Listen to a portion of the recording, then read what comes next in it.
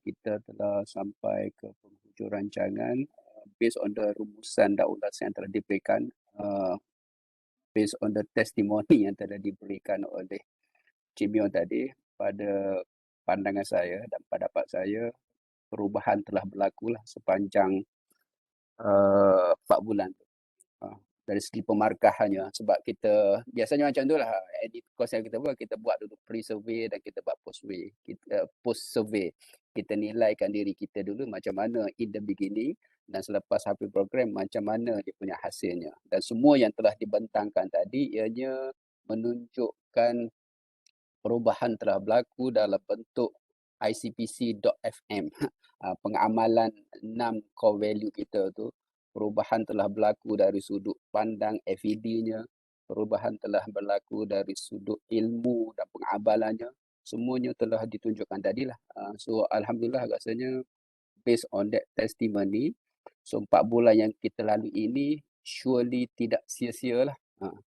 Itu yang saya nak supaya kita dapat melihat from angle itu.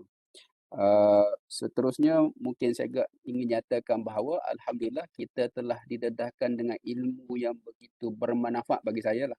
So many yang telah dibekalkan kepada kita, so many konsep yang telah dinyatakan kepada kita di dalam sepanjang 4 bulan ini, dan rasanya pemahaman kita pun telah meningkat berkenaan dengan perkara-perkara tersebut. Mungkin saya juga ingin nyatakan bahawa adanya kenyataan bahawa knowledge is power. Pengetahuan itu kuasa. Tetapi ada satu statement baru. Dia kata, knowledge is not powerful yet until it is applied. Ilmu sahaja tidak mencukupi sehingga ianya diamalkan. Sebab itulah penekanan program ini adalah dalam bentuk amalan, bukan sahaja bentuk ilmu, seperti yang nyatakan oleh Encik Mio jugalah. Bukan yang didedahkan, ni dia punya ceritanya, ni stick personnya, ni growth mindsetnya, ni leadership mindsetnya, ni business mindsetnya, ni quality mindsetnya, habis dan situ. Tidak. Dan Encik Mio telah go extra length lagi. That's why adanya coaching, adanya projek yang kita perlu laksanakan. Kita perlu applykan benda tu terus. Dan alhamdulillah, the way dinyatakan tu, walaupun pada awalnya banyak kumpulan yang mungkin merasakan cabaran yang tinggi, tapi akhirnya based of berdasarkan pembentangan yang dibuat oleh semua artis-artis tadi, presenter-presenter tadi, rasanya pengamalan telah dilakukan di sepanjang 4 bulan tersebutlah. So what's next? So apa lagi yang lebih penting lepas ini, seperti yang datang oleh Cik Mio, apa seterusnya? Seterusnya adalah supaya kita teruskan amal yang apa kita belajar. That's why dia tak habis kat sini. Today is the last day for the webinar session, for the 4 months program. Hari ini adalah hari terakhir untuk program 4 bulan ini. Tetapi merupakan hari pertama kita terus amalkan di dalam kehidupan harian kita dan dalam pekerjaan kita seharian. Okey, atas maksud tersebut mungkin saya ingin sampaikan juga ilmu dah ada, macam mana kita nak amalkan. Dalam bab ini saya boleh nyatakan sebenarnya kita ni dari segi skill, knowledge and also willingness. Dari segi tahu dan mahu, kita boleh digolongkan dalam 4 kumpulan lah. Kita telah dibekalkan dengan pengetahuan yang telah diterangkan oleh Cik Mio tu. Yang lebih yang the other one yang kita perlu tingkatkan adalah kemahuan kita untuk melaksanakan pengetahuan tersebut. So dari segi mahu dan tahu ini, kita boleh digolongkan dalam 4 kumpulan lah. 2 tu kita tak nak. Saya akan sebut 2 yang tak nak, dan sila nilaikan diri masing-masing, kita jangan jadi 2 orang ini. So orang pertama yang kita tak nak adalah kita tak tahu dan kita tak mahu. Maksudnya webinar berlangsung, tetapi kita tak ambil pot. Kita tak dengar pun, kita tak nak fahami pun apa yang diajarkan.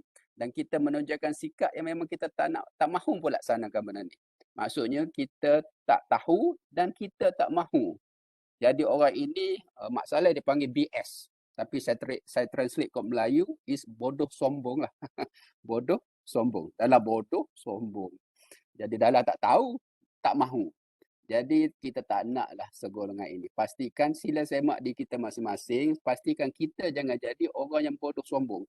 Orang yang tak tahu dan orang yang tak mahu. 4 bulan telah didedahkan, tak ambil kisah. Jadi tak mahu dan tak tahu. So jangan jadi kumpulan ini. Kumpulan yang kedua, mungkin dia ambil tahulah tentang pembelajaran dan mungkin dia pun dah terror before this. Dia akan kata, "Alah Cik Mio, saya dah tahu benda ni dan sebagainya." Tetapi dia belum amalkan. Knowledge ada, knowledge is not powerful yet until it is applied. Knowledge dah ada tapi dia tak buat pun. Tahu saja, tak buatlah. So ni dipanggil ego bagi saya. Skill dia tinggi, willingness dia low. Tahu, mungkin dia tahu tapi dia tak mahu buat. Orang ini dipanggil ego. Ego ni memang tak buat lah.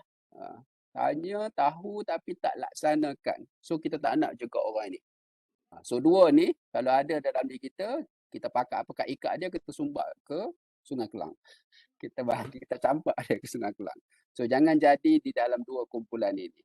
Kumpulan ketiga sekurang-kurangnya kita kena berada dalam kumpulan ini. Mungkin kita tak tahu sangat lagi pun, tapi kemahuan kita tinggi. Ilmu mungkin kita, masa kita masuk program ni kita tak tahu banyak pun. Tapi kita ada semangat, kita ada kemahuan yang tinggi untuk kita amalkan. Alhamdulillah, kita telah didedahkan 4 ni. So, ya memang tak habis. Banyak lagi ilmu yang kita kena ambil tentang tahunya, tapi sekurang-kurangnya always sentiasa mahu untuk berubah dan untuk amalkan perkara yang baik. Jadi kumpulan ini dipanggil learner, orang yang sentiasa belajar. Dan kita memang kena tanamkan sikap bahawa kita perlu sentiasa belajar. Kita perlu mahu untuk menambah baik diri kita. Dan insyaAllah akan kita cari pengetahuannya. That's why kita masuk program 4 bulan COC program. Sekarang aku dah tahu dan aku mahulah laksanakan. So tahu dia tu akan sentiasa meningkatlah. So this is the learner. Dan grup keempat adalah alhamdulillah dia dah tahu dan dia mahu untuk laksanakan. So this is the star player, excellent person. So kalau boleh sekurang-kurangnya kita kena berada sama ada, kalau ilmu kita kurang pun, kita cuba cari ilmu dengan kemahuan kita. Willingness kita yang kita siasat nak cari ilmu tu. Dan the best adalah kita tahu dan kita mahu laksanakan. Kita ada ilmu dan kita laksanakan. Knowledge is not powerful yet until it is applied. Ilmu sahaja tidak mencukupi selagi ianya tidak diamalkan. So message terakhirnya adalah pastikan kita amalkan ilmu yang kita ketahui dalam 4 bulan ini dan jika kita sentiasa amalkan dia selepas ini, this is the day one yang kita akan amalkan dan kita akan teruskan amal di dalam kerja harian kita, dalam kehidupan harian kita. Dan insya-Allah apa yang kita pelajari selama 4 bulan ini ianya memberi manfaat kepada kita semualah insya-Allah. Okey, dengan itu saya berdoalah agar kita semua berusaha bersungguh-sungguh untuk mendalami ilmu kita lagi tentang perkara ini dan sentiasa mengamalkan apa yang kita telah pelajari insya-Allah. Okey, itu saja yang saya sampaikan. Terima kasih.